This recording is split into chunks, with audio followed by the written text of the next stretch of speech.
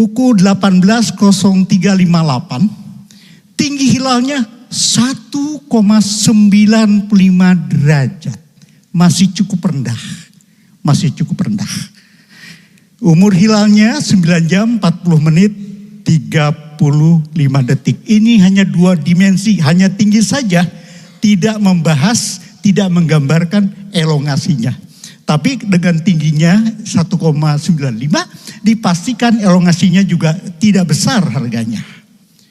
Baik, mohon maaf. Oke. Nah, baik. Kita coba bandingkan posisi di Jakarta 18 Maret kemarin, 28 Ramadan, saat terbenamnya matahari. Bulan sudah terbenam terlebih dahulu sehingga tinggi bulannya negatif minus 9,07. Dan kalaupun kita melihat ada yang memotret, nah kita lihat bentuknya pun sabit tua dan telungkup. Ini gak boleh, hilal telungkup gak boleh. Kenapa? Kalau telungkup berarti matahari ada di atas. Nah ini kita lihat kemarin. Lalu hari ini istimewa -1 hari wajar negatif karena sehari sebelum istimewa. Hari ini yang menentukan 19 Maret, 29 Ramadan 1447 Hijriah, istimewa terjadi 082323, tinggi bulan di Jakarta 1,95 derajat. Jadi secara astronomis masih di bawah 3 derajat, masih rendah. Bentuknya sabit muda miring ke utara. Mengapa? Karena tanduk dari bulan itu sendiri, sabitnya itu miring ke utara karena bulan letaknya berada di utara matahari. Dengan fraksi iluminasi 0,20%. Lemah. Kenapa? Karena mata awam yang umum dapat melihat hilal itu dengan 1%. Ini jauh. Lemah sekali. Kemudian besok, nah ini. Tanggal 20 Maret, ya kita lihat tinggi bulannya besok sudah 12,52 derajat, besar sekali. Kemudian fraksi iluminasinya 2,47. Besok itu mata orang awam pun mudah melihat bulan. Syaratnya kalau cuaca cerah, tidak ada awan. Nah kita lihat di sini, sengaja ini 29, di sini tidak dituliskan. Kita menghargai dan menunggu sidang isbat penetapannya dulu, baru ditulis apakah ini tanggal 30 Ramadan atau tanggal 1 Syawal. Baik, kita terus. Nah, maaf ini loncat-loncat.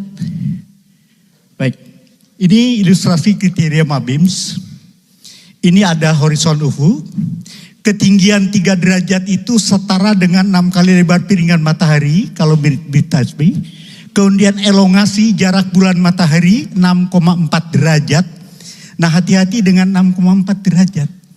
Karena ada yang menganggap kalau 6 derajat 6 menit itu 6,6 katanya. Salah. 6,6 derajat 6 menit adalah 6,1 derajat.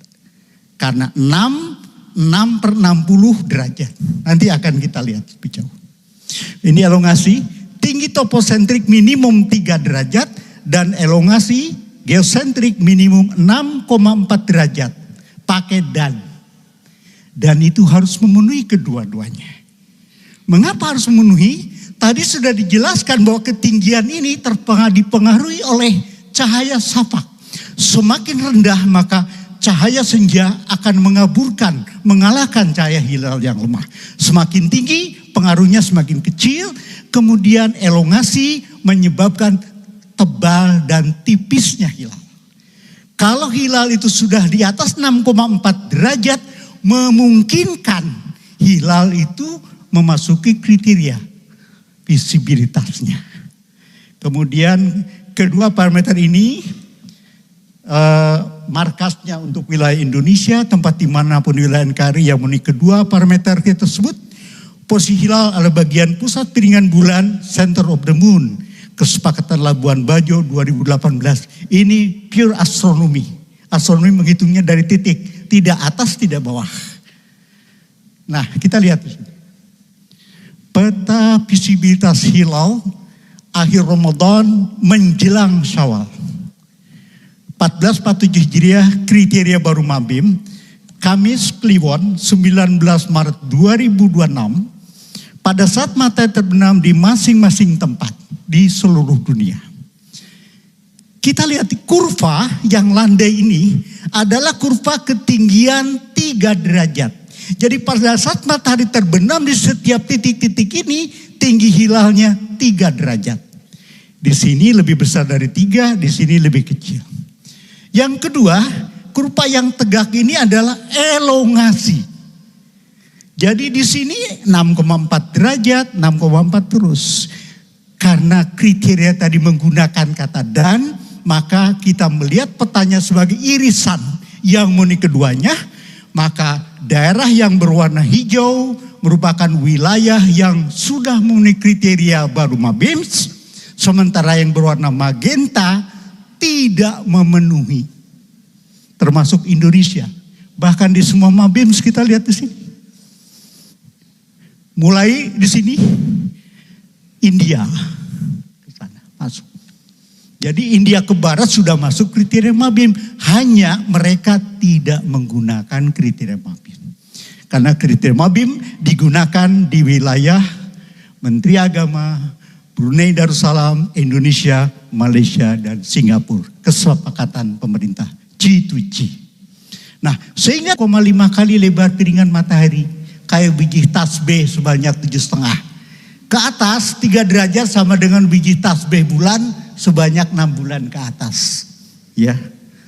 Ini hanya ilustrasi saja. Kemudian bulan terbenam 15 menit. Lalu saya ingin menunjukkan sedikit Pak. Selain selain Mabim, ada juga yang bisa menjelaskan lebih seluruhnya, lebih detail. Sama saja visibilitas. Syaukat Muhammad Odeh dengan hilal kriteria Odeh tanggal 19 Maret 2026 saat matahari terbenam di masing-masing tempat, ya, membagi-bagi wilayah di dunia, daerah-daerah dengan warna red impossible yang menunjukkan bahwa bulannya di bawah ufuk. Lalu ada yang no color, not possible, termasuk sampai dengan daerah, kalau Arab sudah masuk ya, India ya, di sini, Afrika. Ini sama, not possible. Hilal tidak akan teramati menurut Syaukat Muhammad Audah. Dia ahli falak, kelahiran orang Palestina, kemudian lahir di Kuwait dan sekarang dia di Abu Dhabi, Uni Emirat Arab. Dia adalah Director of Astronomy tentang masalah hilal. Baik, izin Pak Cecep barangkali bisa dipersingkat sedikit. 1 menit lagi? Iya, silakan. Oke. Nah, ini baru. Kalau yang blue, need optical aid. Jadi kalau di Saudi Arabia hari ini itu memungkinkan dilihat dengan teleskop Pak, warnanya biru menurut Odeh. Kesini could be seen by naked eyes, apalagi ke sana itu memudahkan. Dan karena 1 menit, nah kita sekarang menantikan 117 titik lokasi Ru'yatul Hilal di seluruh wilayah Indonesia. Yang paling banyak adalah Jawa Timur Pak, 28 titik lokasi. Sementara Aceh di sana 6 titik ya, 6 titik, dan saya mungkin akan membacakan sekitar 1 menit lah, setengah menit. Oh. Kesimpulan. Berdasar kriteria Mabim 3 dan 6,4, jadi tingginya 3 derajat dan elongasi 6,4 derajat. Pada tanggal 29 Ramadan 1447 Hijriah, 19 Maret 2026 Masehi, posisi hilal di sebagian wilayah Provinsi Aceh telah memenuhi parameter tinggi hilal minimum 3 derajat pada kriteria Mabim. Namun tidak memenuhi parameter elongasi minimum 6,4 derajat. Sehingga tanggal 1 Syawal 1447 Hijriah secara hisab Mabims jatuh bertepatan dengan hari Sabtu Pahing tanggal 21 Maret 2026 Masehi. Tingginya masuk tapi elongasi tidak. Padahal Mabim mensyaratkan dua-duanya harus memenuhi. Itu syaratnya wajib dua-duanya. Tidak pakai atau dan. Kemudian kelaziman penentuan bulan Ramadan, Syawal dan Dzulhijjah di Indonesia menggunakan metode ru'yah dan hisab. Hisab sifatnya informatif dan kedudukan ru'yah sebagai konfirmasi atau verifikasi dari hisab. Pada hari ru'yah tanggal 19 Maret 2026 Masehi, tinggi hilal di seluruh wilayah NKRI antara, nah lebih mudah ini Pak, 0,91 derajat sampai dengan 3,13 derajat, dan elongasi antara 4,54 derajat sampai dengan 6,10. Lebih mudah ya, karena elongasi kan minimalnya 6,40 ya, 6,4 tuh 6,40 sama. Di seluruh wilayah NKRI tidak memenuhi kriteria visibilitas hilal atau imkan ru'yat mabims. Oleh karenanya hilal menjelang awal Syawal 1447 Hijriah pada hari ru'yat ini sekaligus pada hari isbat ini secara teoritis diprediksi tidak mungkin dapat diruyat karena posisinya berada di bawah kriteria visibilitas hilal pada saat matahari terbenam. Baik, demikian yang dapat saya sampaikan. Mohon maaf atas segala kekurangan. Billahi taufiq wal hidayah. Wassalamualaikum warahmatullahi wabarakatuh. Hasilkan hasil yang berbeda. Dan ini kemudian kenapa ru'yatul hilal diperlukan. Tetapi di sini kemudian yang menjadi titik tolak kami adalah di sini hasilnya masih kosong.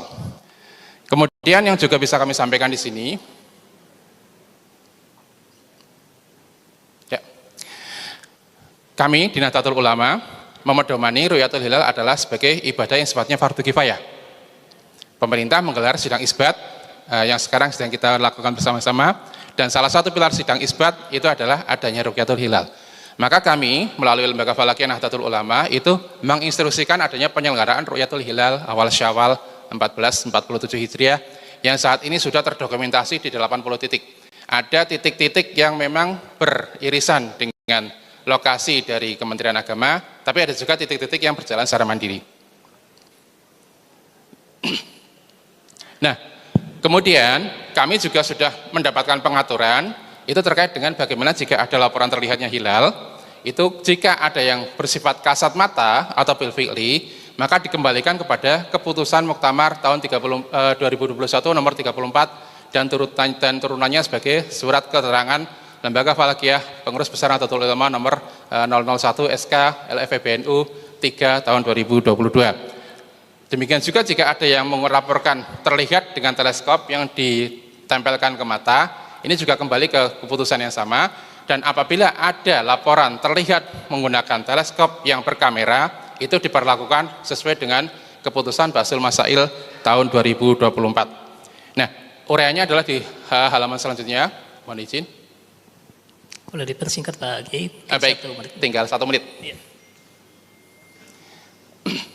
Baik, jadi keputusan Muktamar 34 ini pada dasarnya adalah imkan ru'yah bisa menjadi syarat untuk menerima laporan ru'yatul hilal dengan berdasarkan perhitungan minimal 5 metode yang akurat. Dan 5 metode itu menyimpulkan sebenarnya tidak ada imkan ru'yah di Indonesia. Kemudian SK-nya Lembaga Falakiyah PBNU itu juga menetapkan bahwa imkan ru'yah di Nahdlatul Ulama adalah tinggi 3 derajat dan elongasinya 6,4 derajat. Sementara keputusan Basul Masail NU di Surabaya tahun 2024 itu menyimpulkan hasil ru'yat hilal yang menggunakan kamera dilekatkan pada teleskop dan ada sistem olah citra itu hanya bisa diterima apabila sudah memenuhi imkan ru'yah setempat. Mohon izin, ini ada kesimpulannya. Nah, ini melompat, mohon maaf. Nah, PBNU akan menyampaikan ikhbar. Ini tetap kami secara etis menunggu keputusan isbat yang diselenggarakan oleh pemerintah Republik Indonesia.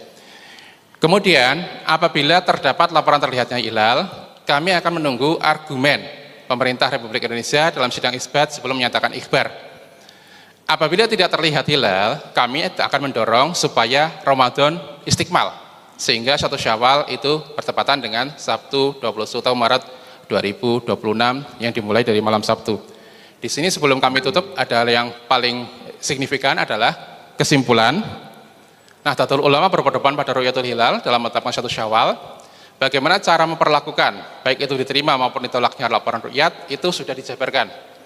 Kemudian yang ketiga, ini yang saya kira sangat krusial, dan ini menjadi pesan penting yang perlu kami sampaikan adalah, Nahdlatul Ulama mengharapkan pemerintah, Menteri Agama Republik Indonesia untuk tetap konsisten dengan kriteria MABIMS, karena ini merupakan produk kesepakatan bersama di tingkat Asia Tenggara yang telah diperjuangkan demikian lama. Kalau dalam sejarah itu sampai dari mulai tahun 2012 sampai sekarang.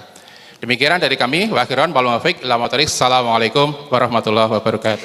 Waalaikumsalam.